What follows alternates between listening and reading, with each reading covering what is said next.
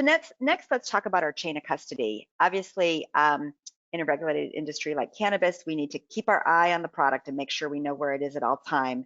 And you saw a little bit with the inventory of how we know which lots, we talked about which locations, if they've passed, we could track it down to the bin.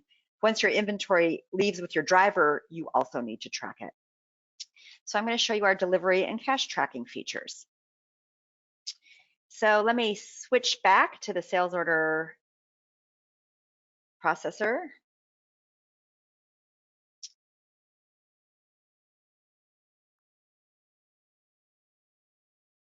Okay.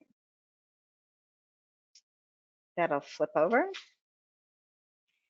And I think in a prior webinar, we talked about sales. Again, we could spend a lot of time on the sales process, so I'm not going to go through all that right now, but I am going to show you a sales order that we're ready to ship and pick. So here's a sales order for Sweet Nectar, my buddies, for, let's see, 5 vape cartridges of Afghan Kush, and you'll notice the excise tax added in. That's something else we can show you. I think we did that in our first webinar. We talked about that. So this is a sales order that's already been picked. We've already assigned the tags that are going to go out on this item. So in other words, our dispatch person has chosen the tags that are going to go with it.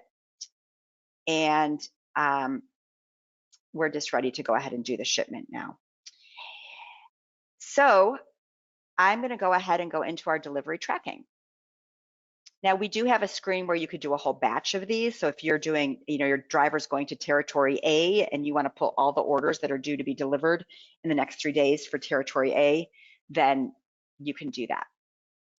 But I'm going to do just this one. So I'm going to create a delivery tracking entry. I'm going to choose who our driver is. And these, again, this is part of our licensing module. We set up Brian's license information. And Brian is our driver, and he's now going to sign for this. I like to say it's easier to do that on a tablet than with my mouse. And we'll put Brian's name in here of who our driver is. And now Brian is going to accept it. At this point, we're going to relieve our inventory, and it's in this in-transit mode as it's being driven to our customer. Brian's going to leave. He's going to take his tablet with internet access on it, and he's going to pop up SilverLeaf on his tablet. And his role center, his homepage is going to show the orders he's delivering today, or what he's responsible for. He'll pop up this order, and now he's meeting with the customer, and he's ready to hand off the product. So he's going to create a new delivery tracking entry, and his customer now is going to sign for it. So let's have Jack sign for it. We'll just type J for Jack and put in Jack's name. Jack at this point can accept the delivery in full by completing the delivery, or he could adjust the quantity. Maybe in the end he only wanted 4 and not 5, or he could reject the whole thing. If we're in a big state and Brian's driving and passing it off to another driver who works for our company, then we could just do a transfer. I'm going to go ahead and just complete it now so you can see the cash on the flip side back. So at this point, we created an invoice for Jack, and I can go ahead and open that. Brian could open this right on his tablet. And we'll assume Jack's paying this invoice with cash right now, but maybe he's going to pay something from 2 weeks ago. Maybe we give him terms and we're going to get a different order. Brian could pull up that invoice, whatever Jack's paying. So Jack's going to pay us $82.55 for this invoice. So now Brian can come back into the cash tracking, and he can create a cash delivery entry. And again, he's still Brian. Maybe we had a different driver go get the money. Brian's going to sign for the cash. I did that a little better that time. And we'll put Brian's name on here. And we're going to identify what kind of payment he gave us. And we'll put in the amount. And now at this point, Brian can accept the delivery. If I hit accept delivery and send, it's going to send an email to Jack of a receipt. But since I don't have Jack's email address set up, I made that up, we'll just go ahead and hit accept. So now Brian has the money. He's driving back to headquarters. And when accounting gets the money, they'll create an entry and accept it. And so we always know who has the money. So that's a little bit about our delivery tracking. There is one thing I neglected to show you when I was on the I want to talk for a minute about the manifest that's created. When I shipped that sales order or created that first delivery tracking entry, it created a manifest, and I can go back and pull that up in the archive. So I'm going to show you that real quickly. Let's sort this the opposite direction. Okay, so here, this was the manifest that we just created when we shipped that out. And at the time Brian accepted the delivery of the product, at the time Brian, he could have pulled up the manifest. And this is when it would have triggered our integration to Metric, which we're going to talk about in just a minute. But it created this manifest that if you're in a non-metric state, you can carry with you. So when you accept the product and you hit the road, you've got the manifest. And it even has the turn-by-turn instructions. If you're in a metric state, it would have created the metric manifest at this point. So Jennifer, why don't you talk a little bit, since you have much more hands-on experience, about when delivery tracking is appropriate, what the different state situations are for that, and how it's handled differently by state based on their rules. Sure. So, when we first created this module, and this was even pre-integration to metric days, we wanted to make sure that anybody using our software would be fully compliant. And we know how important the audit trail is as we're tracking the cannabis materials, and then even tracking that cash, as Sarah showed. So we definitely designed the system to ensure that we would have that traceability, which is what we saw. Now, when we integrate with Metric, a state track and trace system used in many states, as I'm sure you here attending probably know, we use that data that's generated, that vehicle data, that driver data, all of that stuff, so that we can send that data to Metric and provide those details that we need, so that we're not doing duplicate data entry, and we have audit trails in both systems. Or we might be in a state like Arizona that doesn't require you to use a state track and trace system, but they still require you to show that level of accountability and traceability. And so we have folks there who are using our manifest, like Sarah just popped up on the screen, which has all of the same data that any of the metric states that we've been in so far have required. So it's kind of like the best of all the states' worlds presented in one document.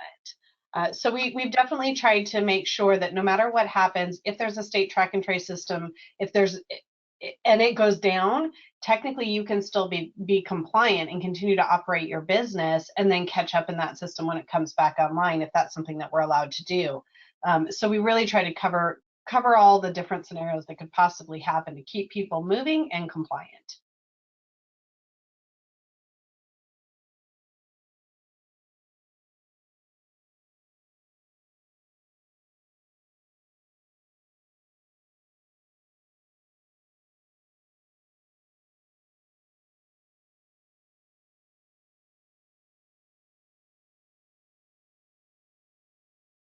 So I'm going to show you how we handle tags and where they get assigned, and then how we can search back through tags to find out what raw materials went into product. And then we'll talk a little bit more about metric. So let's come back here. I'm now in our cultivation role center, and we'll talk about this in another webinar, but here I can see all kinds of information about what we're growing, doing in our grow right now.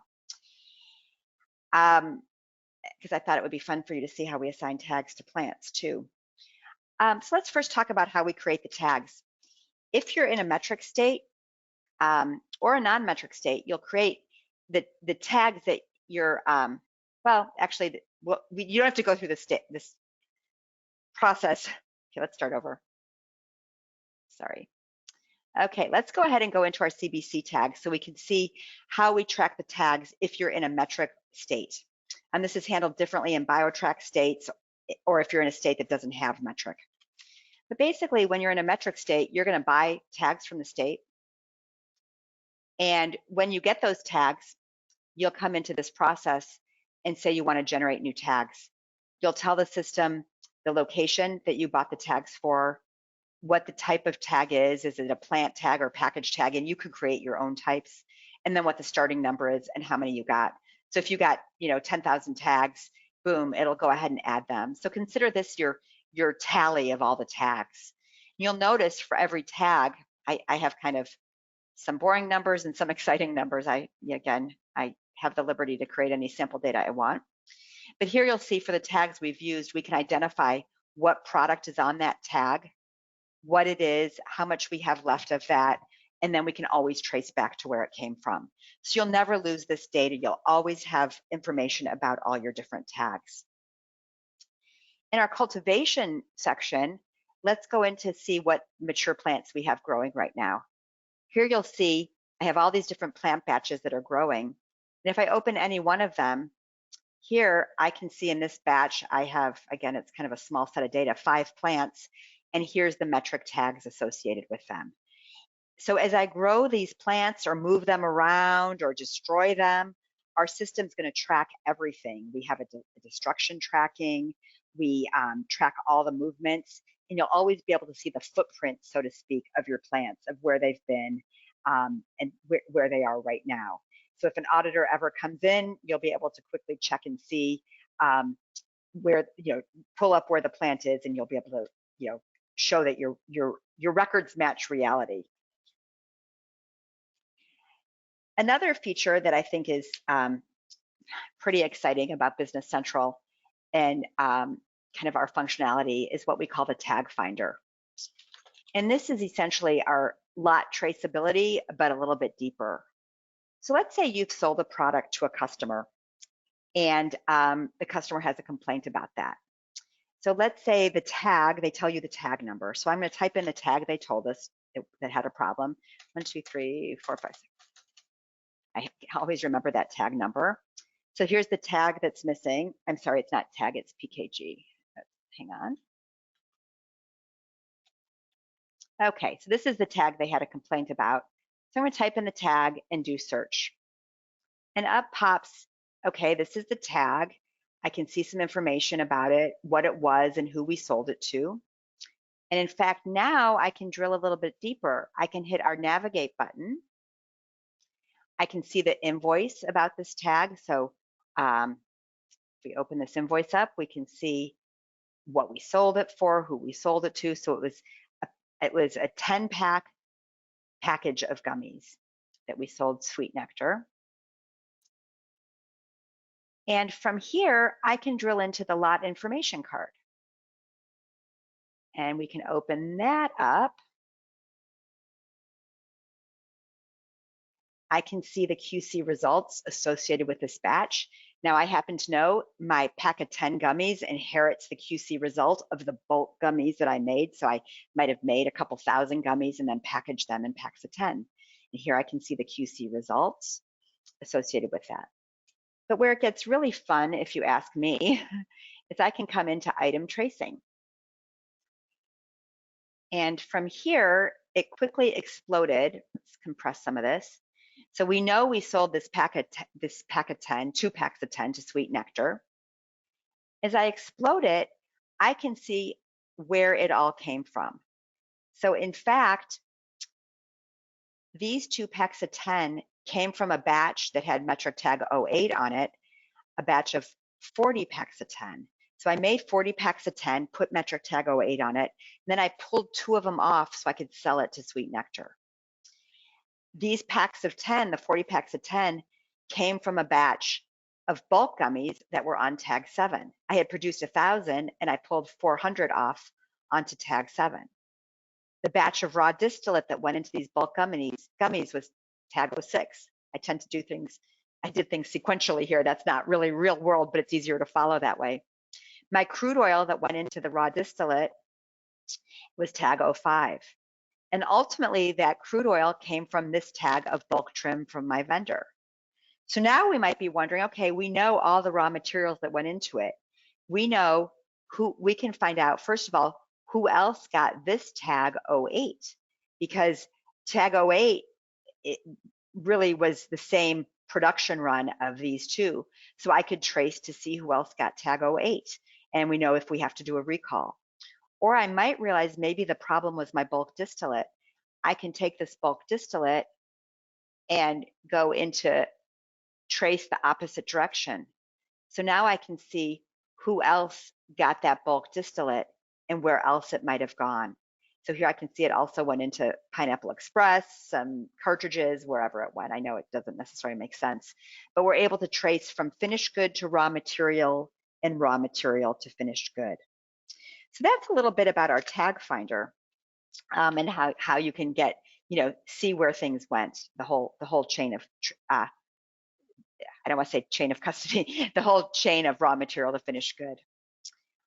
Finally, of course, an important part of these tags is that metric integration. And I threw reference to it, and Jennifer Redford did a little bit. I thought we'd just spend the last few minutes talking about the metric integration and how that would really work. So Jennifer, would you like to speak about that again a little bit more? Oh, sure. So what we have done with Metric is anywhere that we are able to, we try to make it so that you don't have to do duplicate entry in both the Business Central ERP and in Metric. So we have lots of integration points wherever Metric allows us to have them. So when we receive inventory, when we, I was going to say ship it, which is actually kind of true. We can create templates for manifest that then can be manifested in Metric to help really reduce the data entry. When we do all those tag conversions that you just saw in the item tracing that Sarah showed you, we can post that functionality in Business Central to say, okay, I consumed this and I output that, and that creates the related tag conversion in Metric. If we do adjustments to inventory, when we destroy it, all of that integrates with Metric. As we move through our cultivation process, we're able to create and change phases on plant batches and send that data to Metric. So wherever possible, we have done that in order to help keep everything in line. And of course, there's always a reconciliation tool that we have at the end to make sure that the results of everything that we expect to have happened in both systems.